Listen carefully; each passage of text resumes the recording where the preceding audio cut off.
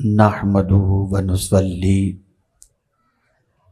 ونسلم على رسوله الكريم اما بعد فاعوذ بالله من الشيطان الرجيم بسم الله الرحمن الرحيم وعلم آدم الأسماء كلها ثم عرضهم على الملائكة فقال أنبئوني بأسماء هؤلاء إن كنتم صادقين صدق الله العظيم۔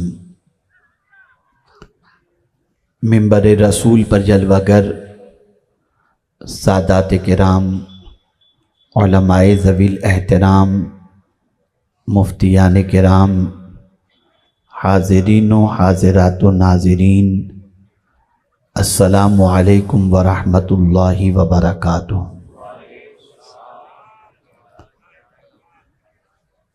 میرے پیارے آقا صلی اللہ تعالی علیہ وسلم کے پیارے دیوانوں،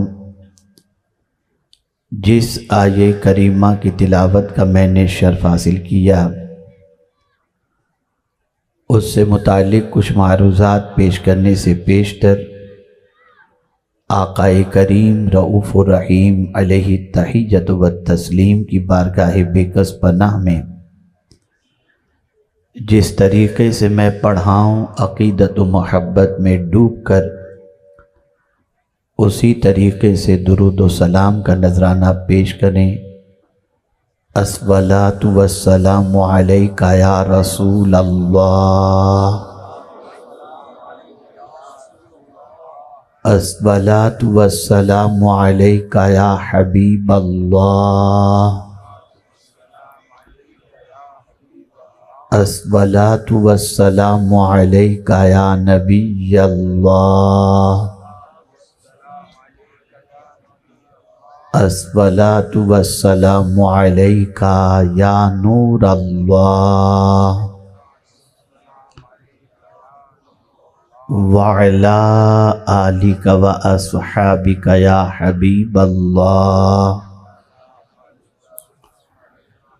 صلی اللہ تعالی علیہ وسلم۔ میرے پیارے آقا صلی اللہ تعالی علیہ وسلم کے پیارے دیوانوں، ہم اور آپ اس وقت پالی کی سرزمین پر سنی دعوت اسلامی کے روح پرور سنی اجتماع میں حاضر ہیں، اور ساتھ ہی ساتھ دارالعلوم غریب نواز کے دستار فضیلت کے جلسے میں بھی حاضر ہیں۔ میں صرف آج آپ کے شعور کو بیدار کرنے کی کوشش کروں گا، اور چاہوں گا کہ کچھ باتیں آج دل و دماغ میں ایسی بٹھا کر کے آپ یہاں سے اٹھیں کہ شاید آپ کی زندگی کل سے ایسی راہ پر چل پڑے جس کا مستقبل بھی تابناک ہو، دنیا بھی بہتر بن جائے اور آخرت بھی بہتر بن جائے۔ ہمیں رسموں سے باہر نکلنا پڑے گا، اسی کے ساتھ ساتھ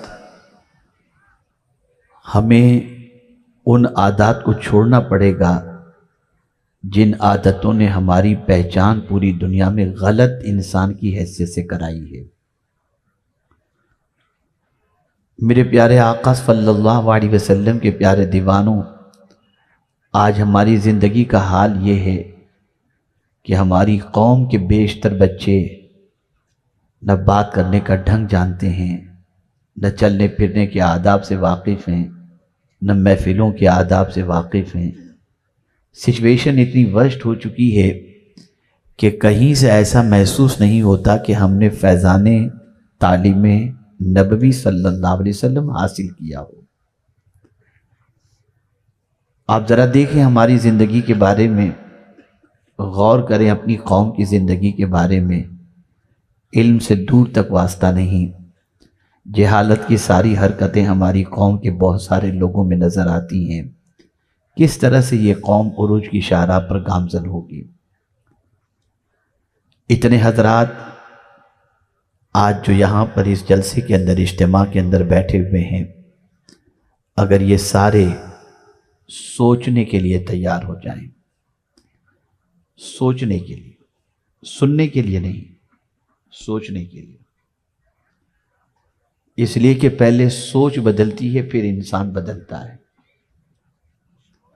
اور پوری دنیا اس وقت اربوں روپیہ خرچ کر رہی ہے صرف آپ کی سوچ بدلنے کے لیے،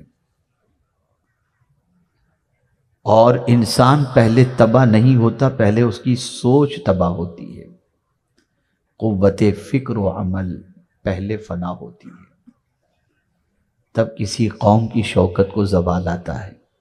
ہماری سوچ خراب ہو گئی، ہم نے ان سوچوں کو اپنایا جو ہمیں سیریل سے ملتی ہیں، الیکٹرانک میڈیا سے ملتی ہیں، یوٹیوب سے ملتی ہیں، سوشل میڈیا سے ملتی ہیں۔ کبھی ہم نے قرآن اور حدیث سے ملنے والی سوچ کو اپنانے کی کوشش نہیں کی۔ میں صرف ایک سوچ آپ کی سماعتوں کے حوالے کرنا چاہوں گا، اور چاہوں گا کہ ضمیر کو تھوڑا سا بیدار کرو، اب چھوڑ دو، سب بہت ہو گیا۔ سیدنا صدیق اکبر رضی اللہ المولا تبارک و تعالی عنہ اور مدینے کے تاجدار ارواحنا فداہ صلی اللہ علیہ وسلم کا معمول تھا روزانہ دونوں مسجد نبوی شریف میں بیٹھ کر عشاء کے بعد کچھ بات چیت کیا کرتے تھے۔ ایک صحابی کے دل میں خیال پیدا ہوا، یہ روزانہ رات کو بیٹھ کے کیا بات کرتے ہوں گے؟ آؤ ایک دن میں بھی چل کر کے اس محفل کے اندر بیٹھوں اور جاننے کی کوشش کروں کہ یہ دونوں کیا بات کرتے ہیں۔ پہنچے مسجد نبوی شریف میں، اجازت چاہی حضور صلی اللہ علیہ وسلم سے کہ آقا اجازت دیں تو میں بھی آپ کی محفل کا حصہ بن جاؤں۔ آقا کریم صلی اللہ علیہ وسلم نے اجازت عطا فرمائی، وہ اس محفل میں بیٹھے۔ سرکار صلی اللہ علیہ وسلم نے اپنی گفتگو صدیق اکبر رضی اللہ تعالیٰ عنہ کے ساتھ جاری رکھی۔ کافی دیر کی گفتگو کے بعد آقا کریم صلی اللہ علیہ وسلم کھڑے ہوتے ہیں، اپنے دولت گدے کی طرف جانے کے لیے صدیق اکبر بھی ساتھ میں کھڑے ہوتے ہیں اور وہ صحابی بھی کھڑے ہوتے ہیں۔ اس سے پہلے کہ مدینے کے تاجدار صلی اللہ علیہ وسلم اپنے دولت گدے کی طرف رخ کریں، وہ صحابی پوچھتے ہیں، یا رسول اللہ صلی اللہ علیہ وسلم، میں نے آپ دونوں کی گفتگو آج سنی ہے، کیا روزانہ رات کو بیٹھ کر کے آپ یہی باتیں کرتے ہیں؟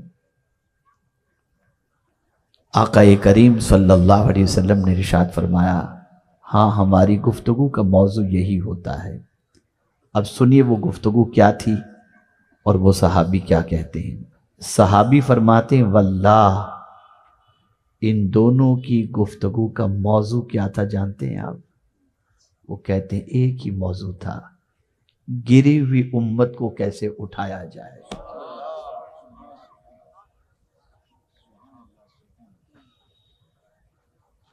یہ فکر تھی۔ میں آپ سے پوچھنا چاہتا ہوں، ہماری فکر کیا ہے؟ کیا کبھی رسول رحمت صلی اللہ علیہ وسلم کی اس فکر کے بارے میں ہم نے غور کیا؟ کیا اس فکر کو ہم نے اپنانے کی کوشش کی؟ تو آج ہمارا حال یہ ہے کہ اللہ رحم و کرم فرمائے، اللہ رحم و کرم فرمائے کہ ہماری زندگی اس طریقے سے نفس پرستی اور خواہش پرستی کے اندر گزر رہی ہے کہ ہمیں خیال ہی نہیں ہے کہ ہماری قوم کہاں جا رہی ہے، قوم کا کیا حال ہے، قوم کے نوجوانوں کا کیا حال ہے، بچوں کا کیا حال ہے۔ فکر نبوی صلی اللہ علیہ وسلم دیکھیں، مولا علی کرم اللہ تعالی وجہہ الکریم سے آقا کریم صلی اللہ علیہ وسلم ارشاد فرماتے، علی اگر تمہاری ذات سے ایک بندے کو بھی ہدایت مل جائے تو میں تمہارے لیے 100 سرخ اونٹ سے بھی اسے بہتر تصور کرتا ہوں۔ یہ فکر ہے۔ اگر میں صرف اپنے بچے کے بارے میں سوچوں، اپنی اولاد کے بارے میں سوچوں، تو یہ جانوروں کی سوچ تو ہو سکتی ہے، لیکن اگر میں حضور کی امت کے بارے میں سوچوں تو یہ رسول اعظم کی سنت بن جائے گی۔ اے رسول اعظم صلی اللہ علیہ وسلم کے دیوانوں، بیٹھا کرو۔ میں منع نہیں کرتا کہ آپ نہ بیٹھو، لیکن چار جہاں مسلمان بیٹھو نا تو یہ سوچو کہ امت سے برائیاں کیسے نکالی جائیں۔ بیٹھو تو یہ سوچو کہ ان کا تعلیمی گراف کیسے اونچا کیا جائے۔ بیٹھو تو یہ سوچو کہ ان کے اندر سے برائیاں کیسے نکالی جائیں۔ بیٹھو تو یہ سوچو کہ ان کا مستقبل کیسے تابناک کیا جائے۔ بیٹھو تو یہ سوچو کہ آوارگی کے راستے سے انہیں کیسے روکا جائے۔ داڑھی رکھنا یہ سنت ضرور ہے، لیکن یہ ایسی سنت مبارکہ ہے جو میں آپ سے عرض کر رہا ہوں، فکر امت۔ میں سمجھتا ہوں یہ سنت تو ایسی ہے کہ اللہ اکبر، اس سنت کا کیا کہنا۔ داڑھی کی سنت پر عمل آپ اس وقت کریں گے جب آپ کے چہرے پر بال آئیں گے۔ آپ کی داڑھی میں بال آئیں گے تب سنت پر عمل کر پائیں گے نا، تب داڑھی رکھیں گے۔ مسواک کی سنت پر اس وقت عمل کریں گے جب آپ کے دانت آئیں گے۔ آنکھوں کے سرمے کی سنت پر اس وقت عمل کریں گے جب آپ سلائی پکڑ کر آنکھوں میں لگانے کے لائق بن جائیں گے۔ تیل لگانے کی سنت پر عمل اس وقت کریں گے جب آپ کے ہاتھوں میں اتنی قوت ہوگی کہ اپنے ہاتھوں سے سر میں تیل لگا لیں۔ لیکن یا رسول اللہ، آپ کی عظمتوں پر قربان کہ آپ نے امت کے فکر کی سنت اس وقت ظاہر فرمائی کہ ابھی ولادت ہو رہی ہے اور فکر امت کے نغمے گنگناتے نظر آ رہے ہیں، اور اعلان کر دیا کہ میری سب سے پہلی سنت میری امت کی فکر کرنا ہے۔ یہ سب سے پہلی سنت ہے۔ وصال کے بعد بھی پیغمبر رحمت صلی اللہ علیہ وسلم کے لبھائے مبارک پر جنبش تھی۔ اللہ اکبر، کان لگا کر سنا گیا، ایک ہی چیز تھی، میری امت، میری امت، میری امت۔ آج آپ دیکھیں ہمارا کیا حال بن گیا ہے۔ کیا کوئی رات آپ کو ایسی یاد ہے جس رات آپ سونے سے پہلے حضور کی امت کے بارے میں کچھ منصوبہ بندی کر رہے ہوں؟ بلکہ بڑی معذرت کے ساتھ میں عرض کروں گا، الا ماشاء اللہ، سب کی پوزیشن ایسی نہیں ہے۔ اگر مخلصوں کی کمی ہوتی یا مخلص بالکل نہ ہوتے تو آج علم کا جس طریقے سے سیلاب دنیا میں آتا ہوا دکھائی دیتا ہے اور علماء کی عظیم ٹیم جو نظر آتی وہ ہمارے سامنے نہ ہوتی۔ لیکن اب تو ڈاکٹر اقبال نے تو شاید یہی کہا تھا، رہ گئی رسم ازاں روح بلالی نہ رہی، فلسفہ رہ گیا تلقین غزالی نہ رہی۔ لیکن میں تو یہ کہتا ہوں صرف ازاں ہی رسم نہیں رہ گئی، پوری زندگی ہی رسم نظر آ رہی ہے۔ ایک فارمولیٹی، ایک رسم کی ادائیگی۔ بڑی معذرت کے ساتھ عرض کروں، ہماری مسکراہٹیں بھی رسمی ہو گئیں، ہمارا جنازے میں شریک ہونا بھی رسمی رہ گیا ہے، ہمارا مریضوں کی عیادت کرنا بھی رسمی رہ گیا ہے۔ ایک عجیب زندگی ہماری بن چکی ہے۔ ہم اگر اصل زندگی کو تلاش کریں تو بالکل ناپید ہے، نظر نہیں آتی اصل زندگی۔ عبادت بھی رسم، اگر مال کا نفع نہ ہو تو عبادت بھی نہ کریں۔ آخر کیا وجہ ہے کہ لوگ یہ سوال کرتے ہیں کہ مولانا کوئی ایسا وظیفہ بتائیے کہ مال دھڑا دھڑ آنا شروع ہو جائے؟ ہے کوئی ایسا بندہ بھی جو یہ سوال کرے کہ ایسا عمل بتائیے کہ میں خدا سے قریب ہو جاؤں، اس کے رسول سے قریب ہو جاؤں؟ نہیں، بلکہ ہمارا حال تو یہ ہے کہ اللہ اکبر، کعبے کے سامنے بھی جاتے ہیں تو دنیا ہی مانگتے ہیں، اور سنہری جالیوں کے سامنے جاتے ہیں تب بھی دنیا ہی مانگتے ہیں۔ ہم سے تو وہ بڑھیا اچھی تھی، وہ بڑھیا اچھی تھی جس سے موسیٰ علیہ السلام نے پوچھا تھا، اور اس نے کہا تھا موسیٰ میں اس وقت تمہیں جگہ بتاؤں گی جب تم یہ وعدہ کرو کہ جنت میں تم مجھے اپنے ساتھ رکھو گے۔ حضرت موسیٰ علیہ السلام نے فرمایا تھا کہ اے خاتون، تو صرف جنت مانگ لیتی، جنت میں میرا ساتھ مانگ رہی ہے؟ ندا آتی ہے موسیٰ دے دو نا۔ کتنی ہوشیار تھی وہ عورت جو جنت نہیں مانگ رہی تھی، جنت کے ساتھ موسیٰ علیہ السلام کا ساتھ مانگ رہی تھی۔ ہم تو اتنے گئے گزرے ہیں کہ سنہری جالیوں کے سامنے بھی جا کر کے کہتے ہیں مال چاہیے، دولت چاہیے، بنگلہ چاہیے۔ حضور سے حضور کو مانگنے کا بھی جذبہ پیدا ہوا؟ ہم رات کو یہ کہتے ہوئے تو دکھائی دیتے ہیں محفلوں کے اندر، میں سو جاؤں یا مصطفیٰ کہتے کہتے، کھلے آنکھ صلی علی کہتے کہتے، بڑی معذرت کے ساتھ کتنے لوگ ہیں جو رات کو یا مصطفیٰ کہتے کہتے سوتے ہیں؟ بتاؤ نا مجھے،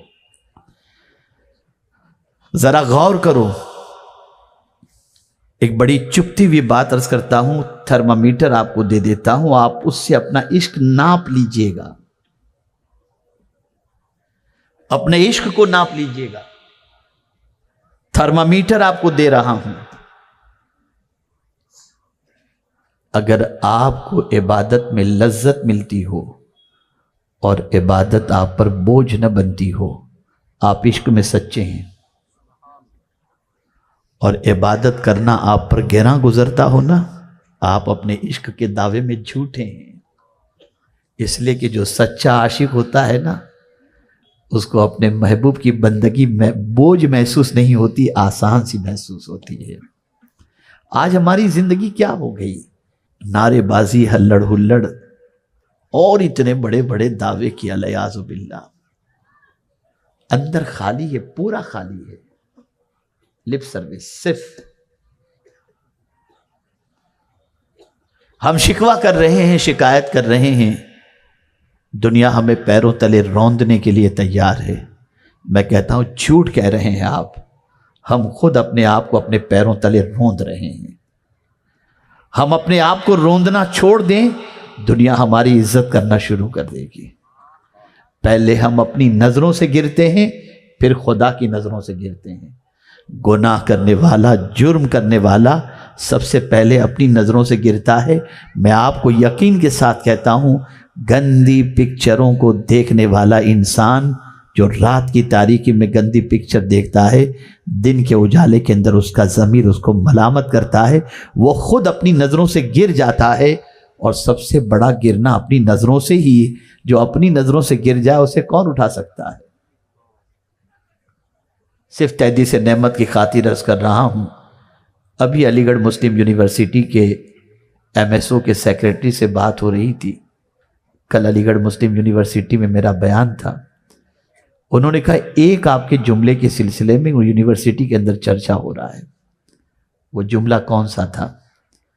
طلباء اور طالبات موجود تھے، پروفیسرز موجود تھے۔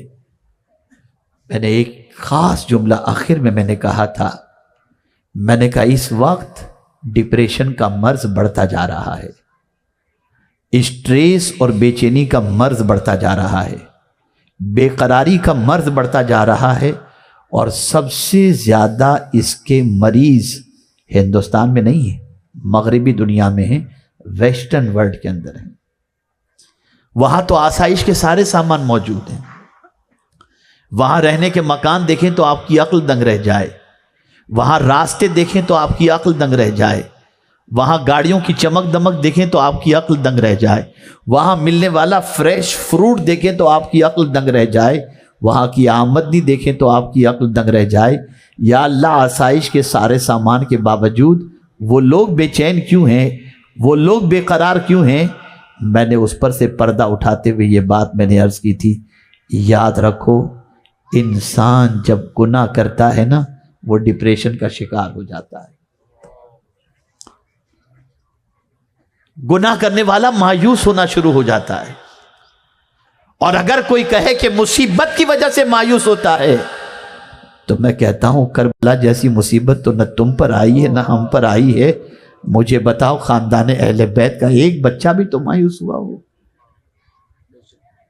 کیوں؟ عبادت کی طاقت تھی، عبادت کی طاقت تھی، گناہ سے رشتہ ٹوٹا ہوا تھا، اور اللہ سے بندگی کی لو کو لگا لے اور رابطہ مضبوط کر لے، پھر اسے کبھی ڈپریشن نہیں ہوتا، کبھی وہ نا امیدی کا شکار نہیں ہوتا۔ یاد رکھیں اور اچھی طریقے سے یاد رکھیں، آج بھی مسلمانوں میں ڈپریشن کا مرض دنیا کی دوسری قوموں کے مقابلے میں کم پایا جاتا ہے۔ اس کی دلیل میں بہت دور جا کر کے نہیں، بہت قریب لا کر کے آپ کے سامنے پیش کروں گا۔ خدا کی قسم، کورونا کے زمانے میں بھی جتنا موت سے بے خوف مسلمان نظر آتا تھا اتنا کوئی دوسرا نظر نہیں آتا تھا۔ میں عرض کرنا چاہوں گا تھوڑی سی فکر درست کرو، ہمیں اپنی قوم کو اٹھانا ہے، ہمیں اپنی آخرت کو سنوارنا ہے، اور قوم کو اٹھانے کا ثواب معمولی ثواب نہیں ہے، قوم کے لیے دوڑ دھوپ کرنے کا ثواب معمولی ثواب نہیں ہے، قوم کی فکر کے اندر راتوں کو اٹھ کر کے رونا معمولی ثواب نہیں ہے، بلکہ سن لو کسی مسلمان کے لیے اس کے پیٹھ پیچھے دعا کرنا بھی خدا کی قسم یہ معمولی ثواب نہیں ہے۔ آقا کریم صلی اللہ علیہ وسلم فرماتے ہیں اگر کوئی شخص کسی مومن کے لیے اس کے پیٹھ پیچھے دعا کرے تو اس دعا کا وہی مقام ہے جو حاجی احرام کی حالت میں عرفات کے میدان میں دعا کرتا ہے۔ سبحان اللہ سبحان اللہ سبحان اللہ۔ یہ دعا کا مقام ہے۔ اب ہمیں نکلنا ہوگا اپنی خواہش سے باہر، ہمیں تیار ہونا ہوگا دوسروں کے لیے قربانی دینے کو، علم کے سلسلے میں رات جاگو۔ آپ دیکھیے حضرت امام مالک، دیکھیے فکر امت، علماء تشریف فرما ہیں، میرے سر کے سب تاج ہیں ماشاءاللہ۔ حضرت امام مالک ایک کتاب کا مطالعہ کر رہے ہیں، مطالعہ کرتے کرتے رات کا بیشتر حصہ گزر گیا، جھپکیاں آنے لگیں، جیسے ہی جھپکی آنے لگی پانی لیا، چہرے پہ مارا، موضوع بدل دیا، جس موضوع کی کتاب پڑھ رہے تھے اس کو ہٹا کر دوسری کتاب اٹھا لی، اسے پڑھنا شروع کیا۔ پھر تھوڑی دیر کے بعد جھپکی آنے لگی، کتاب کو ہٹایا، دوسری کتاب لی، پانی چہرے پر مارا، ایک شاگرد سے برداشت نہ ہوا۔ غور سے سنیے میرے علماء حضرات، میرے علماء ساتھی بھی خاص طور پر توجہ فرمائیں۔ پوچھنے والے نے، شاگرد نے حضرت امام مالک سے پوچھا حضور اپنی جان پر اتنی زیادتی کیوں کر رہے ہیں، تھوڑا سا آرام کر لینا، نیند کا غلبہ ہے، تھوڑا سا آرام کر لیں، خدا کی قسم جملے پر قربان جائیے۔ ارشاد فرماتے ہیں ہماری قوم ہم پر بھروسہ کر کے آرام کر رہی ہے، اور اگر ہم بھی آرام کریں گے تو قوم کے مسئلے سلجھائے گا کون؟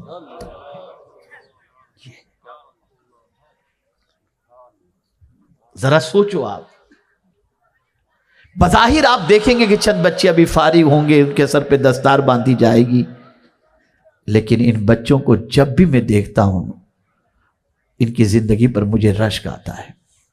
آپ کے بھی بچے ہیں، میرے بھی بچے ہیں، یہ جس عمر کے اندر مدرسے میں داخل ہوئے تھے ذرا اس عمر کا اندازہ لگائیے۔ آپ کا بچہ اس عمر کے اندر سیر و تفریح کے لیے نکلتا ہوگا، ایئر کنڈیشن میں سوتا ہوگا، بہت آرام سے رہتا ہوگا، مزے کے کھانے کھاتا ہوگا، ماں باپ کی ڈانٹ نہیں، ماں باپ کے ساتھ تفریح کے لیے نکلتا ہوگا۔ اے طلبہ تمہاری عظمتوں کو سلام، تمہاری عمر کے بچے کھیل رہے ہیں اور تم کھیل کو قربان کر کے نبی کا دین سیکھ رہے ہو۔ سبحان اللہ سبحان اللہ سبحان اللہ۔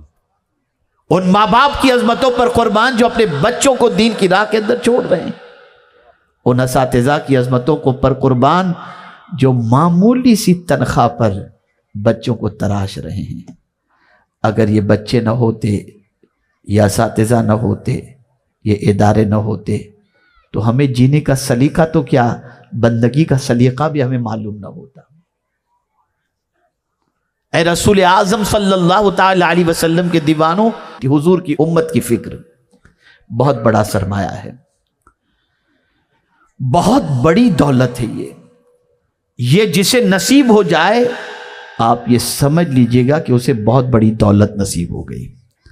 آپ جانتے ہیں اعتکاف کتنی عظیم نعمت ہے، وہ بھی ماہ رمضان کا اعتکاف، اور وہ بھی مسجد نبوی شریف کا اعتکاف، کتنا عظیم ثواب کا جو ہے موقع اللہ عطا فرماتا ہے جن کو جو وہاں پر جو ہے ماہ رمضان کے اندر مسجد نبوی شریف میں اعتکاف کرتے ہیں۔ لیکن قربان جائیے، حضرت ابن عباس رضی اللہ تعالی عنہ مسجد نبوی شریف میں تشریف فرما ہیں، اعتکاف میں، ماہ رمضان المبارک ہے، اعتکاف کے اندر ہیں۔ ایک صاحب حاضر آئے، جوتے مسجد کے کنارے پہ ایک جگہ پر رکھے، سیدھے حضرت عبداللہ ابن عباس کے پاس آئے اور آ کر حضور صلی اللہ علیہ وسلم کے مزار اقدس کی طرف اشارہ کرتے ہوئے کہتے ہیں حضور گواہ ہیں میں بہت قرض میں ڈوبا ہوا ہوں، میرے گھر پر کھانے پینے کے لیے بہت پریشانی ہے، آپ میرے لیے دعا کریں، کچھ انتظام کریں۔ جانتے ہیں حضرت عبداللہ ابن عباس رضی اللہ تعالیٰ عنہ نے کیا کیا؟ اس کی بات سننے کے بعد فوراً اٹھے اور ان کے جوتے یا چپل جو کچھ بھی وہاں کنارے پر پڑے تھے اسے اٹھایا اور مسجد نبوی شریف سے باہر نکلنے لگے۔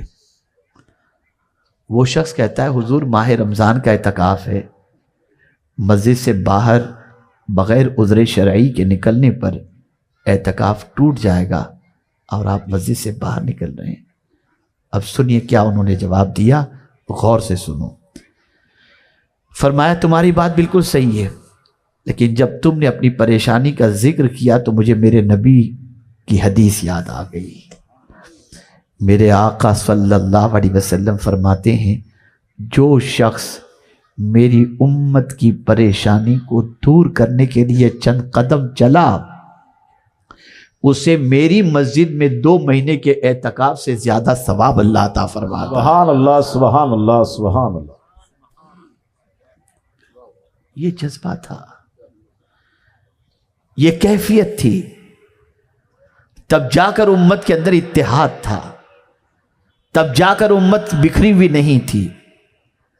آپ ذرا سوچو، خدا کی قسم اعلی حضرت کی عظمت پر قربان جائیے، ان کی عظمتوں کو لاکھوں سلام پیش کیجئے کہ فکر امت کے حوالے سے کتنی پیاری بات کرتے ہیں۔ ایک میرا ہی رحمت پہ دعویٰ نہیں، ایک میرا ہی رحمت پہ دعویٰ نہیں، شاہ کی ساری امت پہ لاکھوں سلام۔ حضور کی امت کا بھلا چاہو۔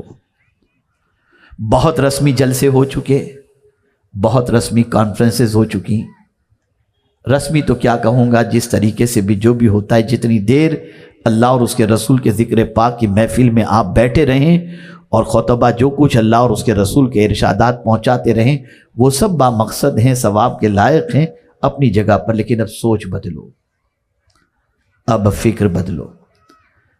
ہمیں ایک ایسی قوم کی حیثیت سے ابھرنا ہے جس قوم کی ایک ایسی آئیڈینٹی ہو کہ مجھے یاد آ رہا ہے، اللہ اکبر، 2 یہودی ایک راستے سے گزر رہے تھے، ایک پتھر بیچ میں پڑا ہوا تھا، ٹھوکر لگتی ہے تو دوسرا یہودی کہتا ہے اتنا بڑا پتھر بیچ میں کہ پتہ نہیں کس نے رکھ دیا، ٹھوکر لگ رہی ہے، اس کو خیال بھی نہیں جس کسی نے یہاں رکھا ہوگا۔ تو دوسرا یہودی کہتا ہے شاید کوئی مسلمان یہاں سے نہیں گزرا، اس لیے کہ اگر مسلمان یہاں سے گزرتا تو اس پتھر کو اٹھا کر کے کنارے پر لگا دیتا۔ نبی کا دیوانہ تکلیف کی چیزوں کو ہٹایا کرتا ہے، رہنے نہیں دیتا۔ یہ ہماری پہچان تھی۔ ہم دنیا کے لیے نفع بخش تھے، ہم دنیا کو فائدہ پہنچانے والے تھے، ہم دنیا کی زندگی کے اندر انقلاب پیدا کرنے والے تھے۔ ہمارے حوالے سے پوری دنیا کا یہ تصور تھا مسلمان نقصان پہنچانے والا نہیں ہوتا، مسلمان نفع پہنچانے والا ہوتا ہے۔ اور یہ بھی حضور کی سنت ہے۔ کسی شخص کے بارے میں یہ جان لینا اور یقین کر لینا یہ بے ضرر ہے، یہ بھی حضور کی سنت ہے۔ دلیل کی روشنی میں عرض کروں، رسول اعظم صلی اللہ علیہ وسلم ایک درخت کے نیچے آرام فرمائیں، درخت پر رسول اعظم صلی اللہ علیہ وسلم نے اپنی تلوار لٹکا دی تھی۔ ایک شخص نے تنہا حضور کو دیکھا، لٹکتی ہوئی تلوار کو دیکھا، ہاتھ میں تلوار لیا اور حضور صلی اللہ علیہ وسلم کی طرف غلط ارادے سے بڑھا۔ حضور کی آنکھ کھل گئی۔ وہ ظالم کہتا ہے اے محمد صلی اللہ علیہ وسلم، میری تلوار سے تمہیں کون بچائے گا؟ تو رحمت عالم صلی اللہ علیہ وسلم ارشاد فرماتے ہیں اللہ۔ اتنا کہنا تھا، اس کے ہاتھ سے تلوار گر گئی۔ حضور نے تلوار پر قابو پا لیا اور اس ظالم کو بھی قابو پا لیا اور فرمایا اب بتا میری تلوار سے تجھے کون بچائے گا؟ وہ کہتا ہے آپ کی رحمت مجھے بچا لے گی۔ یہ پہچان تھی، یہ آئیڈینٹی تھی، یہ شناخت تھی۔ اے رسول اعظم صلی اللہ علیہ وسلم کے دیوانوں، سوچ بدلو، فکر بدلو۔ آج اگر دنیا ہمیں قدر کی نگاہوں سے نہیں دیکھتی تو ہم میں فیض پہنچانے کی طاقت ختم ہو چکی ہے، نفع پہنچانے کی طاقت ختم ہو چکی ہے۔ اور یہ بات یاد رکھنا، نفع پہنچانے والی چیز کی قدر ہوتی ہے۔ اور میرا یہ جملہ زندگی بھر محفوظ کر لینا، زمین پر بوجھ مت بنو، زمین پر لوگوں کی ضرورت بنو۔ بوجھ بنو گے تو اتار کر کوئی بھی پھینک دے گا، اور ضرورت بنو گے تو دنیا تمہیں اپنے سر پر اٹھا کر کے گھومتی بھی نظر آئے گی۔ ضرورت بنو۔ آج تو داماد سسرال والوں پر بوجھ بن گیا۔ ذرا سوچو، ایک عجیب سچویشن ہوتی جا رہی ہے، ایک عجیب حالات سے مسلمان گزر رہا ہے۔ پتہ نہیں ہماری فکروں کا دیوالیہ پن، یا ہماری فکروں کا افلاس، یا اگر میں تھوڑا سا آگے بڑھ کر کہوں تو ہماری فکروں کا جنازہ نکل چکا ہے۔ کہیں سے کوئی اسلامی فکر ہماری نظر نہیں آتی، کہیں سے نہیں۔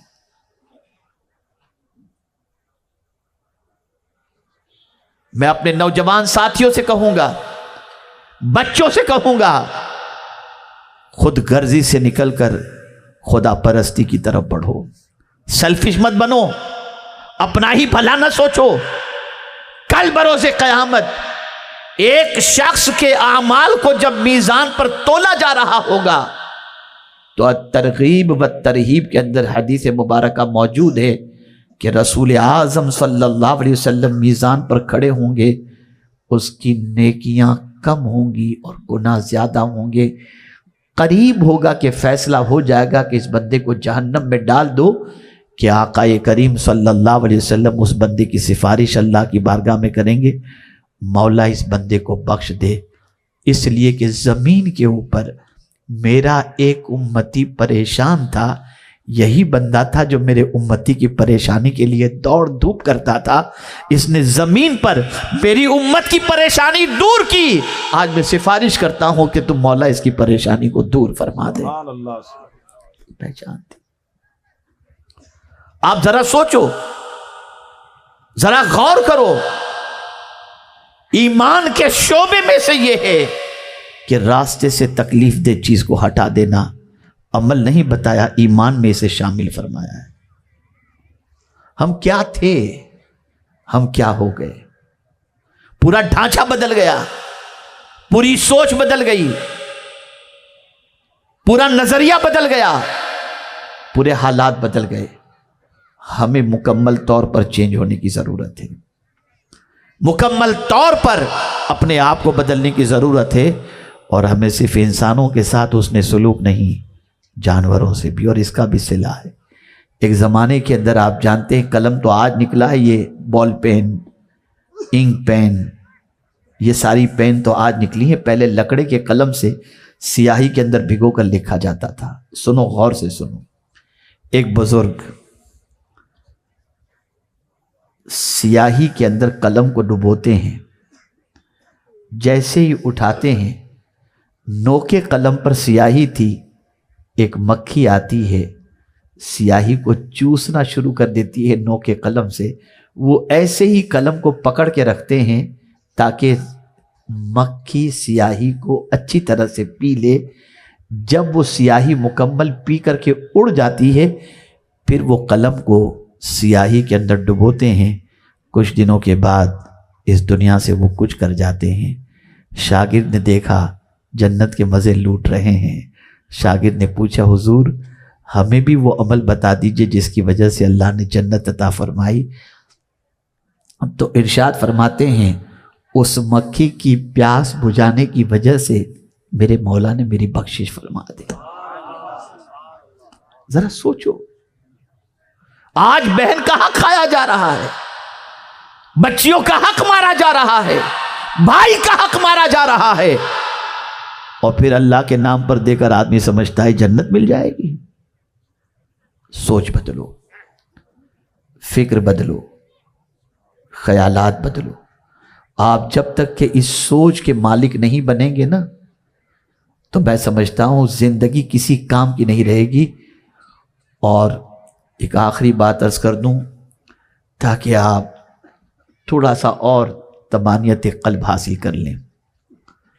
یاد رکھیں، کسی کہنے والے نے بڑی پیاری بات کہی ہے، کھلانے والا کبھی بھوکا نہیں رہتا. کھلانے والا کبھی بھوکا نہیں رہتا. اب میں اس کو آپ کو سمجھاؤں. سکون چاہتے ہو نا، دل کا سکون چاہتے ہو؟ آئیے میں آپ کو سمجھاؤں. آپ کے بینک کے اندر پیسے پڑے ہوئے ہیں، آپ کے جیب کے اندر پیسے پڑے ہوئے ہیں، آپ گئے کسی بڑی ہوٹل میں کھانا کھانے کے لیے. ابھی آپ کھانے کے دسترخوان پر بیٹھے ہی تھے کہ کوئی دور سے ایک غریب کہیں سے آپ کے کھانے کے منظر کو ٹک ٹکی باندھ کر کے دیکھ رہا تھا کہ آپ کے دسترخوان پر لذیذ کھانا ہے، مرغ مسلم موجود ہے، یہ ساری چیزیں ہیں. وہ ٹک ٹکی باندھ کر دیکھ رہا تھا. آپ کی نظر پڑی، اس نے اشارے سے یوں کیا. اندر تو آ نہیں سکتا تھا ہوٹل میں، اشارے سے یوں کیا. آپ کا ضمیر بیدار ہوا.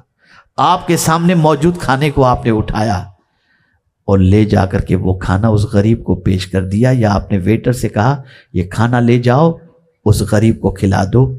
میں خدا کی قسم یقین کے ساتھ کہتا ہوں، آپ اگر بھوکے اٹھ کر کہ اس کے بعد کی پیمنٹ کے لیے آپ کے پاس پیسے نہیں تھے، لیکن وہ لذیذ غذا اٹھا کر کے آپ نے اس غریب کو دے دی نا، اور آپ بھوکے چلے آئے، آج بھوکا رہ کر جتنا سکون آپ کو ملے گا نا، اتنا کھانا کھا کر کے بھی آپ کو سکون نہیں ملے گا.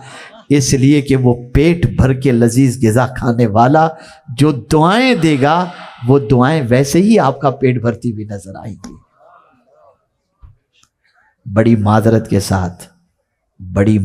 کے ساتھ تیجے، زیارت، چہلم، اس میں تو غریب یاد آتے ہیں. دال چاول بھیج دو، پلاؤ بھیج دو، بڑے کا گوشت بھیج دو. لیکن جس دن اپنے گھر پر شادی ہوتی ہے اور 10 ڈشیں بنتی ہیں، 14 ڈشیں بنتی ہیں، ایک غریب بھی وہاں نظر نہیں آتا.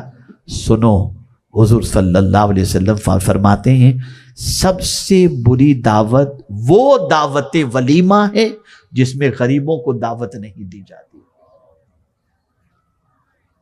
میں تو ایک ایسے ظالم شخص کو بھی جانتا ہوں جس کے یہاں اس کے بچے کی شادی تھی، ملینر ہوگا وہ.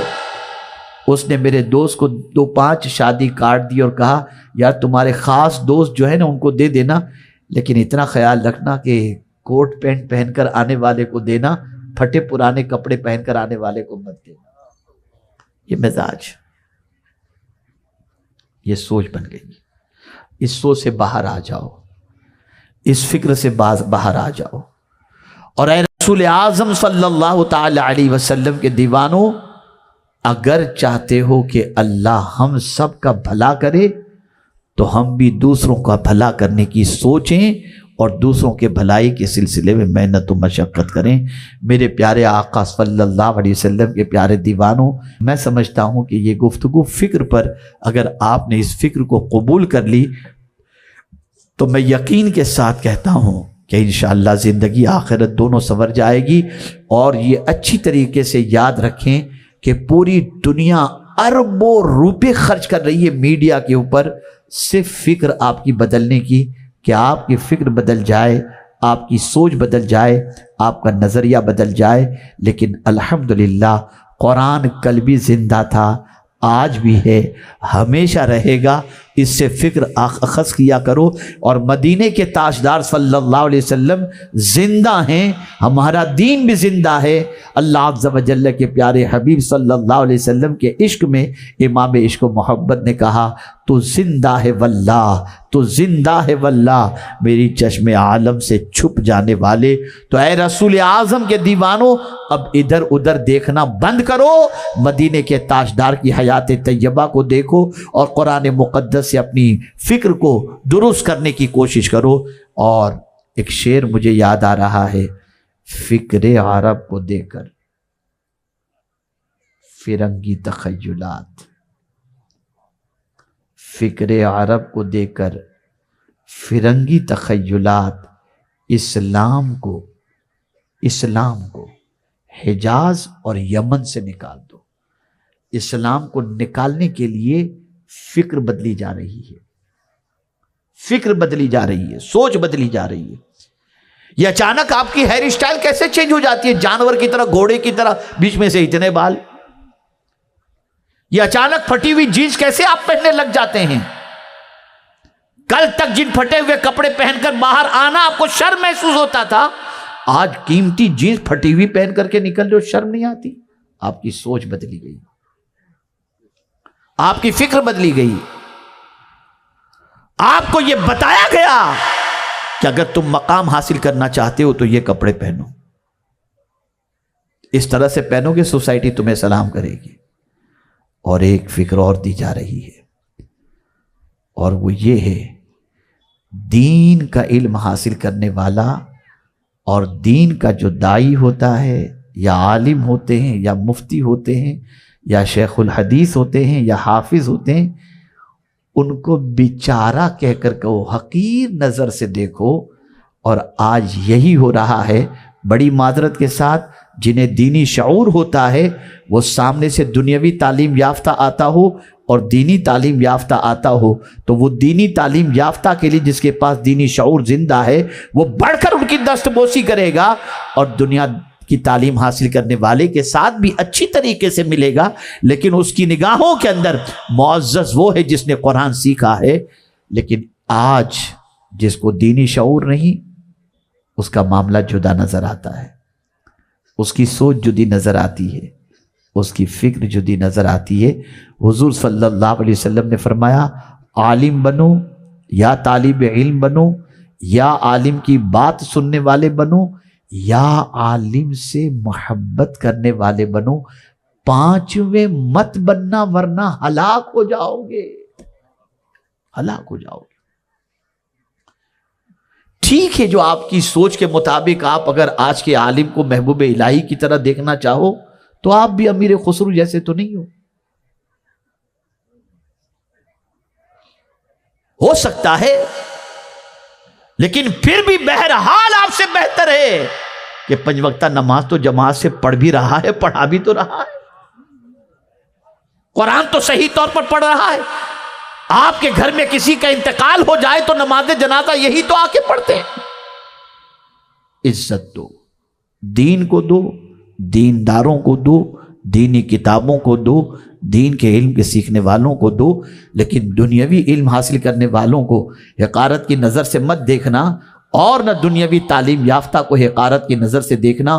وہ علم بھی ہے، وہ بھی ضروری ہے، اور یہ بھی ضروری ہے، لیکن سوچ یہ بدلنی ہوگی کہ اللہ نے جس کو بھی دین کا علم عطا فرمایا ہے وہ حقیر نہیں ہے، وہ بھی اللہ عز و جل کے فضل سے ایک بڑی نعمت سے مالا مال ہے، بڑی دولت سے مالا مال ہے، اس کا بھی احترام کرو، اور دنیاوی تعلیم یافتہ کو بھی قدر کی نگاہوں سے دیکھو۔ اللہ تعالیٰ آقا کریم صلی اللہ علیہ وسلم کے صدق و طفیل ہم سب کو دین و سنیت کی خدمت اخلاص کے ساتھ کرنے کی توفیق نصیب فرمائے، اور ہم سب سے وہ کام لے جس سے اللہ بھی راضی ہو جائے اور اس کے رسول صلی اللہ علیہ وسلم بھی راضی ہو جائیں، اور ساتھ ہی ساتھ میرے پیارے آقا صلی اللہ علیہ وسلم کے پیارے دیوانوں ہم لوگوں کے لیے نفع بخش بنے اور لوگوں پر بوجھ نہ بنے۔ وما علینا الا البلاغ المبین۔